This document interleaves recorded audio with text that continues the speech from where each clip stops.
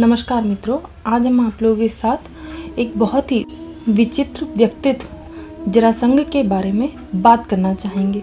जरासंध की मृत्यु कैसे हुई, जरासंध का जन्म कैसे हुआ, ये सभी एक बहुत ही विचित्र घटनाएं थी और यह अपने आप में एक असामान्य घटना मानी जाती है। तो मित्रों चलिए आगे बढ़ते हैं। एक बार फिर से आप सभी का बहुत बहुत स्वागत है हमारे चैनल माइथोलॉजी स्टोरीज में।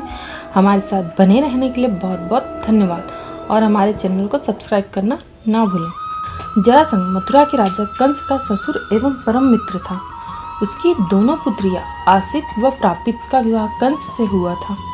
श्री कृष्ण ने कंस का वध प्रतिशोध लेने के लिए उसने 17 बार मथुरा पर चढ़ाई की, लेकिन हर बार उसे असफल होना पड़ा।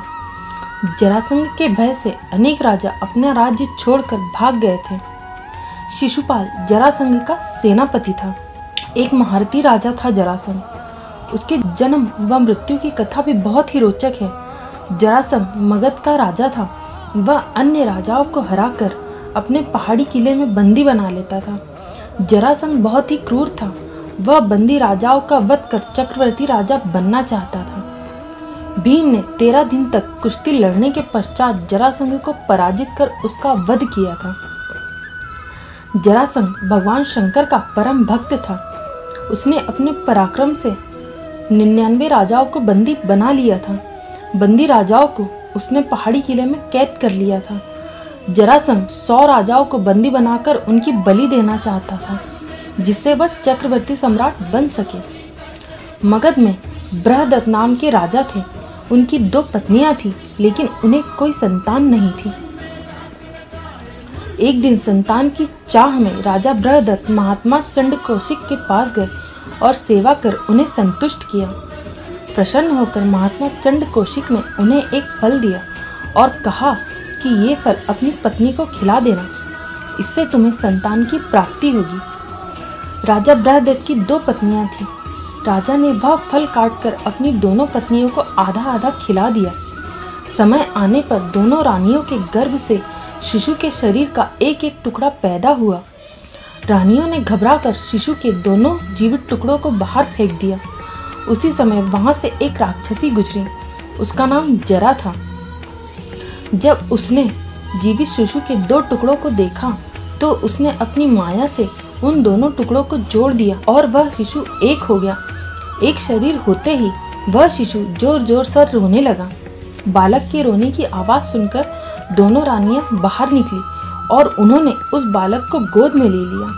राजा बृहदत्त भी वहां आ गए और उन्होंने उस राक्षसी से उसका परिचय पूछा।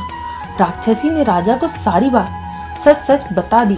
राजा बहुत ही खुश हुए और उन्होंने उस बालक का नाम जरासंध रख दिया, क्योंकि उसे जरा नाम की राक्षसी ने जोड़ा था। जरासंध का वध करने के लिए भगवान श्री कृष्ण ने योजना बनाई। योजना के अनुसार श्री कृष्ण, भीम व अर्जुन ब्राह्मण का वेश बनकर जरासंध के पास गए और उसे कुश्ती के लिए ललकारा। जरासंध समझ गया कि ये कोई मामूली ब्राह्मण नहीं है। जरासंध के कहने पर श्री कृष्ण ने अपना वास्तविक परिचय दिया। जरासंध ने भीम से कुश्ती लड़ने का निश्चय किया। राजा जरासंध और भीम का युद्ध कार्तिक कृष्ण प्रतिपदा से 13 दिन तक लगातार चलता रहा। हर बार भीम जरासंध के शरीर के 2 टुकड़े करते और दोनों को फेंक देते, लेकिन वापस से उनका शरीर एक हो जाता और जरासंध वापस जीवित हो जाते। ऐसा कई बार हुआ। अंत में 14वें दिन श्री कृष्ण ने भीम को इशारा किया। एक तीली उठाई और उस तीली के 2 टुकड़े कर विपरीत दिशाओं में फेंक दिए। यह इशारा भीम ने समझ लिया और जरासंध के शरीर के 2 टुकड़े कर दिए और उनको विपरीत दिशाओं में फेंक दिया, जिससे जरासंध का शरीर वापस नहीं जुड़ पाया और वह उसकी मृत्यु हो गई। जरासंध का वध कर भगवान श्री कृष्ण ने उसकी कैद में जितने भी राजा थे सबको स्वतंत्र कर दिया और कहा कि धर्मराज युधिष्ठिर चक्रवर्ती पद प्राप्त करने के लिए राजसूय यज्ञ करना चाहते हैं। आप लोग उनकी सहायता कीजिए।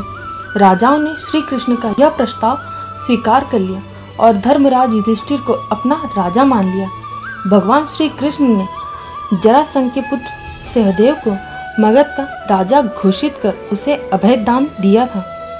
तो मित्रों, ये थी हमारी आज की कहानी, जो थी जरासंध के जन्म एवं मृत्यु की रोचक कथा। अगर आपको हमारी ये जानकारी पसंद आई है तो हमारे चैनल को लाइक करना, शेयर करना और सब्सक्राइब करना ना भूलें और हमें कमेंट करके आपके विचार ज़रूर बताएं। धन्यवाद।